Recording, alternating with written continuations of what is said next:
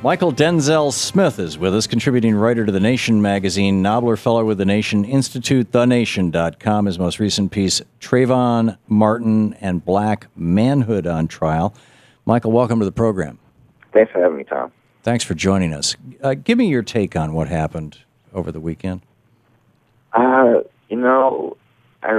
I'm surprised at how angry I am about this because I saw it coming. I knew it was going to happen. I knew he was going to get off. But in that moment, when I finally saw the word Zimmerman not guilty flash across that TV screen, it hit me all just at once. And the emotion of it hit me that, a 17-year-old kid is dead and no one is going to be held accountable for it. And that, through no fault of his own, a 17-year-old is dead and no person is going to be held responsible. What are the experiences in your life that cause you to react to this emotionally? And I am a black man in America. I could have been Trayvon Martin. Someone could have found me to be a threat and decided to follow me, to confront me, to shoot me in my chest, and then turned around and said that I was the aggressor and have no proof and no way to dispute their claim because, I'd be dead. And that's exactly what happened to Trayvon Martin. That's what happens to young black boys in this country. That happens to black girls in this country, is that our lives are so devalued that when people kill us, they can go to the police and say that it was self-defense, and the police take their word for it and not even arrest them until there's a mass mobilization of thousands of people across the country calling for that arrest. And then your defense lawyers can mount one of the most racist defenses of the killer that I've ever seen, and you walk free. Yeah. And have no culpability, no responsibility, and get the gun back that you used to murder that child. I wrote an op-ed that's over at truthout.org right now. The headline is Zimmerman Verdict, the Slave Patrol is alive and well in Florida.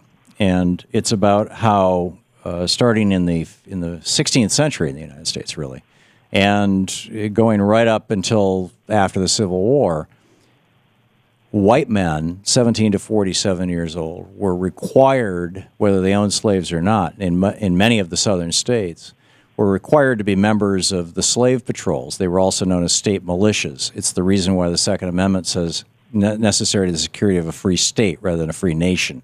This was a compromise that James Madison put in at the request of Patrick Henry, the largest slaveholder in the state of Virginia. And they were constantly on the lookout for slaves who were, quote, not where they're supposed to be, end quote.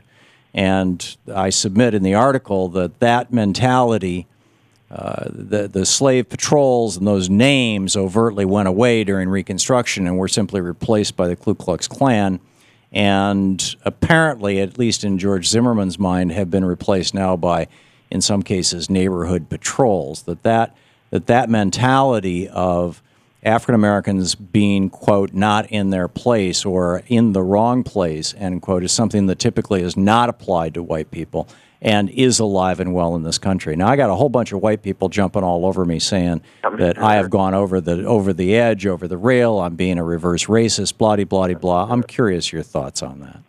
No, I think you hit it right on the head. I think that what we don't get in this country is that we haven't learned the lessons of history. We haven't absorbed the lessons of history.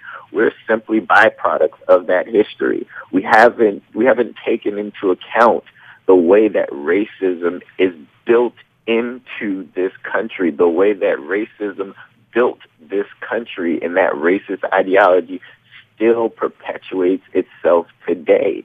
And yes, if you can draw a line from, slave catchers down to vigilante justice seekers of today, day, yes, you absolutely can, because the through line is black people, you do not belong here. You are not welcome here unless you fit a certain mode, unless you fit a certain idea, unless you are working towards something that benefits white supremacy.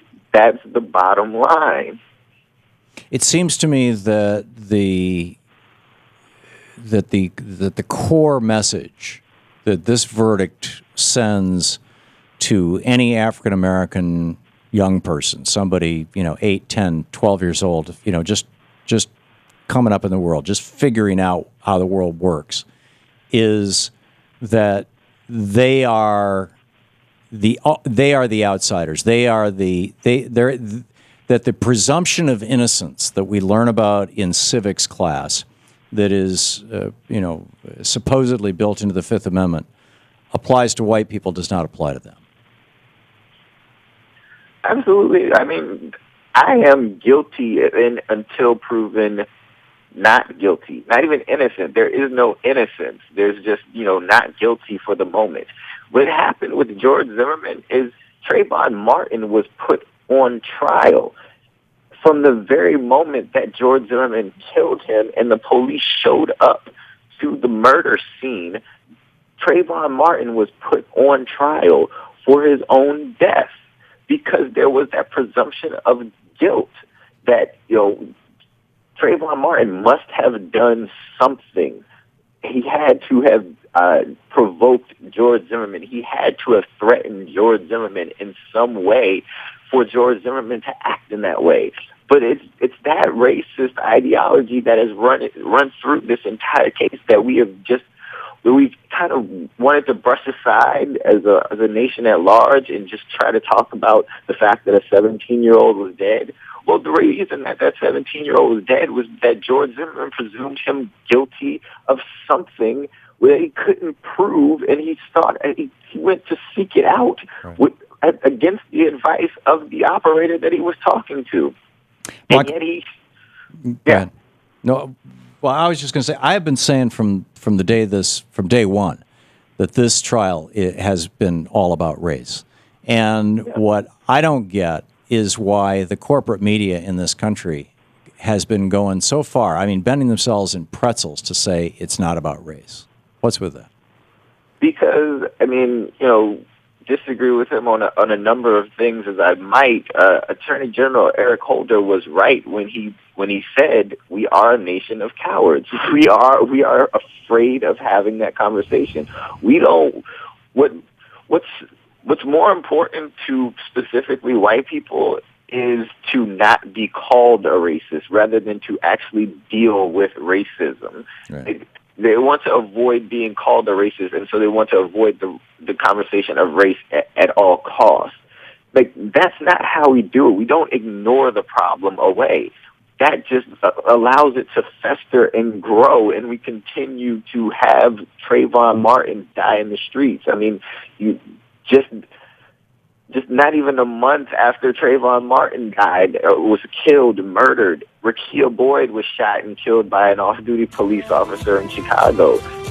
At the end of last year, Jordan Davis in Florida was shot because he and his friends were listening to music too loudly, and a white person took offense to that and then thought that he saw a gun in the car with them. No weapon was recovered. Yep. But this is the type of thing that happens because we refuse. You are absolutely right. Michael, we are out of time. Michael Denzel Smith, you can read all about it at thenation.com. Hang on just a second, Michael. This is the Thom Hartmann Program. Thenation.com, the article, Trayvon Martin and Black Manhood on Trial. Michael, thank you so much for being with us today. Thank you, Tom. We'll be back.